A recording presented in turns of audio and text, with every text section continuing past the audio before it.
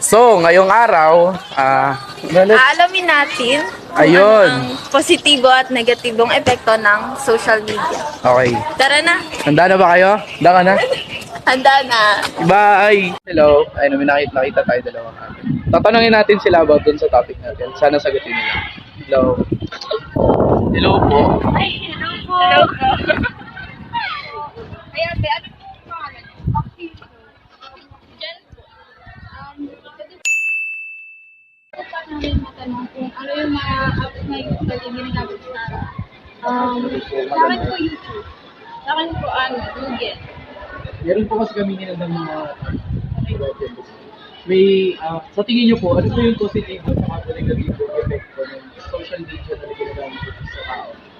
Para sa akin yung negatibong epekto sa tao.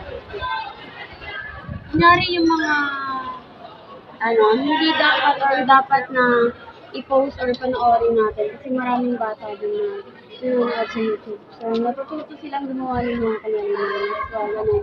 And yung positibo naman is mga vlogger kagaya nila Tony Gonzaga ba yun? Yung mga advice nila and yung mga topic nila to na parang may mapupulot ka talaga ng aral. Ayun po. Wow! Sa'yo naman po.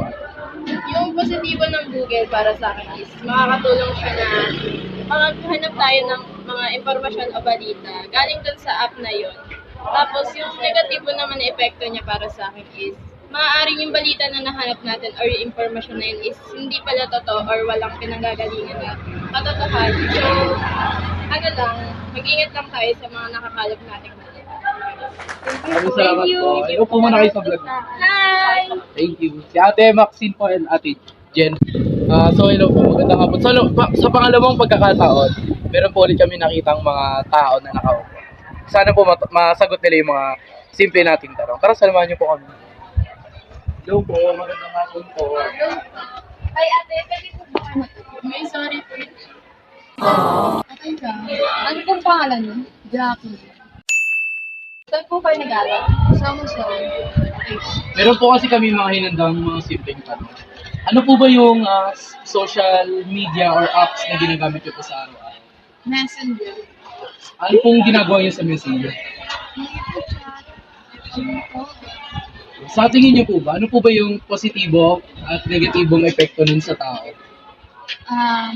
Ang positibong epekto ng Messenger para sa akin is mabilis lang makikipag-usap, mabilis na makikipag-transaction, mabilis na makikipagtawagan. Okay po. Sa tingin niyo po, Oh my God! yung sa negatibo po, ano po ba yung negatibong epekto nun sa mga tao? Ang negatibo namang epekto ng Messenger is maraming scammer, Totoo po yun. Kaya mag-iingat po tayo sa mga nakakausap natin, lalo na ngayon, maraming mga tao. Totoo yun natin. Yun. Sige po. Salamat po. Thank you Maraming po. salamat po. Hi ka po muna sa vlog namin. Hello po. Hello po ate. Thank you po. So ayun, sa pangalawang pagkakataon. Hello. Magandang umaga. Ano oras ba?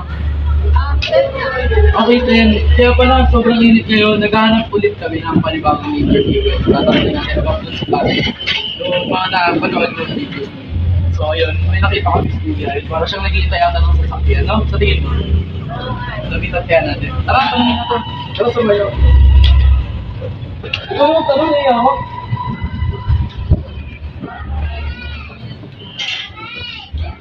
Ikaw po ako yan. Ano po pangalan?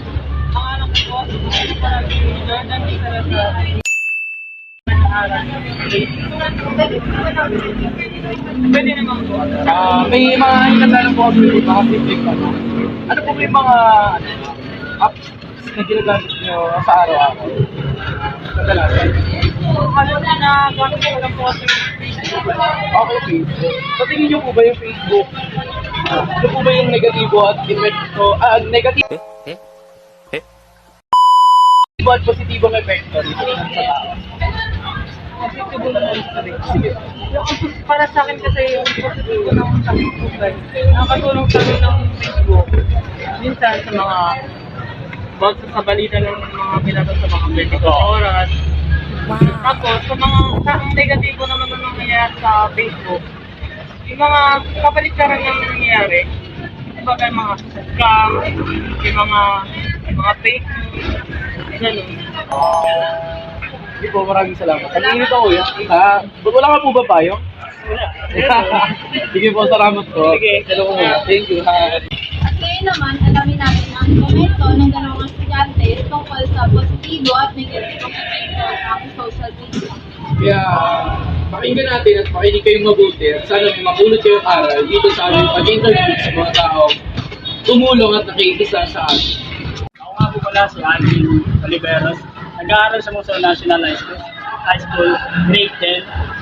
Para sa akin, ang positibo ng social media ay nakakatulong sa mga isyong napapanahon ngayon at nakakatulong din sa atin ito upang malaman natin ang mga solusyon para sa mga gawain hindi pa natin nalalaman.